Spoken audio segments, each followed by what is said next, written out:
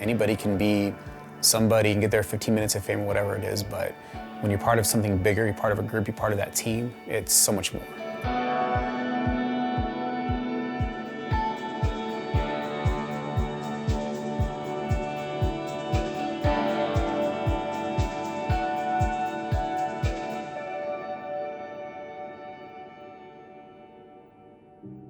I grew up in the Banning, Beaumont, Cabazon area. Went to Beaumont High School. Graduated in 2000. Wasn't nearly disciplined enough to motivate myself to go to get my butt up and go to college or go to school every day. I remember I had this conversation with my dad, and he says, if you're not gonna go to college and you're not gonna work full time, you need to figure something out. So I literally that day called up the Army recruiter and I said, hey man, I want to go in, but I want to have a job that I can do when I get out. Because at the time I was like, I want to be a firefighter. That was my thing, you know? And I'm like, well, what's the best? I asked the recruiter, I was like, hey, is there a firefighting job? Nah, man, we don't have a firefighting job. And I was like, okay. They're like, oh yeah, we have a medical specialist. And I'm like, yeah, whatever. I was like, that sounds cool. And I was like, oh shoot, this is what I'm gonna be. I'm gonna be the guy running around with Band-Aids and IVs and that kind of stuff when guys are getting shot, blowing up, and so on and so forth. So we do some training and that kind of stuff, and we're doing high mountain training at the time. We're mountain training. I'm like, we're going to Afghanistan. And we didn't know when things were going to pop off. We knew that we were going to invade Iraq at some point in time. We just didn't know when, and we didn't know any of that kind of stuff, which for obvious reasons. My friend Paul, he was my partner. We ended up getting tasked with a military police company. This one staff sergeant had rolled his ankle and broke his leg. He needed to go to the combat sport hospital. So we were an aid station, but we weren't, we couldn't deal with those types of things. We weren't equipped for that. So we loaded this guy up into back of this ambulance, and we drove down the main MSR. I was up front driving, and I was normally the medic that was in the back treating the guy in the back, but we had air conditioning in the back. So I let Paul go back there because, it was just one of those things where that's where he ended up. Driving, and all of a sudden, I feel like this intense flash of heat, explosion, my ears kind of pop and everything. I knew immediately that we're in some sort of an ambush, and we probably got lit up with either IED or an RPG or something like that. I remember thinking to myself, holy shit, well, you're still alive, fucker. Get this car back on the road, I looked down at my feet, and I remember there was chunks of the Humvee on the floor that were on fire, and then my feet were partially on fire, and I'm like, oh shit. The Humvee wasn't running very fast at all, and I just stepped on it. And I remember this convoy coming towards me, one of a US convoy, and I was like, okay, well, I feel safe enough to stop here, and this is where I need to stop. So I pull the vehicle over, I jump out, and I remember falling down because I had those wobbly legs going on, So I run to the back, and the whole rear passenger side of the Humvee is just demolished. I just start tearing metal out, and I'm screaming for Paul, and I'm like, hey, how's the medic? He's like, hey man, he ain't doing too good. And I'm like, fuck man. So go back there, able to extricate them, and once I saw Paul, I knew he was dead. But it's just one of those things where I guess in the back of my mind, I'm like, okay, we're not gonna think about that right now. We're gonna think about getting these guys in the hospital, because we're about 5-10 minutes out or so.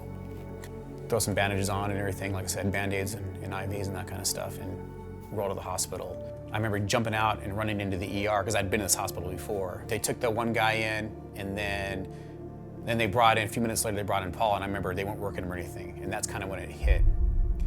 And I remember I just kind of broke down, and I'm like, I'm not a big crier unless I'm super pissed off or super emotional, and I just lost it, man,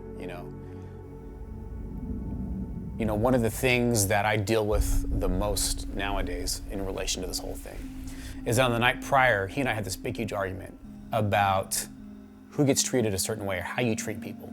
And my philosophy was, I'm saving all my bandages and my everything for my guys, because they come first. Because at the end of the day, these are the guys that are gonna have my back. These are the guys that are gonna be there for me. These are the guys that I have to go home and tell their families this, that, or the other. They're the ones that matter. Paul was a lot more, he had a bigger heart than me. And as far as he was concerned, all that stuff in his bag was for everybody. And that was our discussion. It was pretty heated, and we argued and everything, and it was one of those things where it was definitely one of those things where we were pretty pissed off at each other the next day. One of the reasons why I said, you know what, dude, you usually drive, I'm driving today.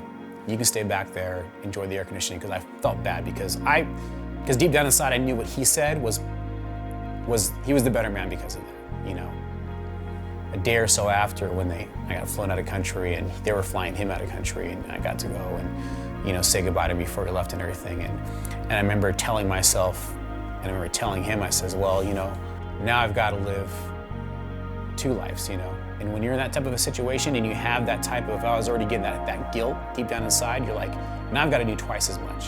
I can't go to sleep unless something's been resolved. Because the last thing I want to do is be in that same position. I'm never going to be able to tell them sorry again, Whether you believe in heaven or hell or anything like that, I don't know if I'll ever be able to see my friend again or to tell him that I'm sorry or anything like that. But, I told myself that I wasn't going to put myself in that situation again. It took me from wanting to be a firefighter and all that kind of stuff to wanting to be more proactive in helping people. The firefighter and that kind of stuff, you're super reactive. Someone calls 911, you go and you rescue their cat from the tree. I wanted to be someone that could help people firsthand without having to be reactive to a situation, Because now it wasn't just about me, now it was about this man that is never going to be able to have kids, this man whose family is going to miss him for the rest of their life, this man whose friends, are going to miss him for the rest of their life. And, even though I'd only known him for a short amount of time at that point in time, that incident and that time that we had together has changed me from the very base of who I am. When I came back from overseas, here I was, and I was telling a story about Paul. I tell his parents how it happened. I tell news station, because he was the first Japanese American to be killed since Vietnam. He was the first medic to be killed in the war, and that's a huge thing. So here I am telling a story, and every time I tell a story, it's like someone's stabbing me in the heart a little bit more, because I feel like shit about it. Because again, I should have been back there, not him, right?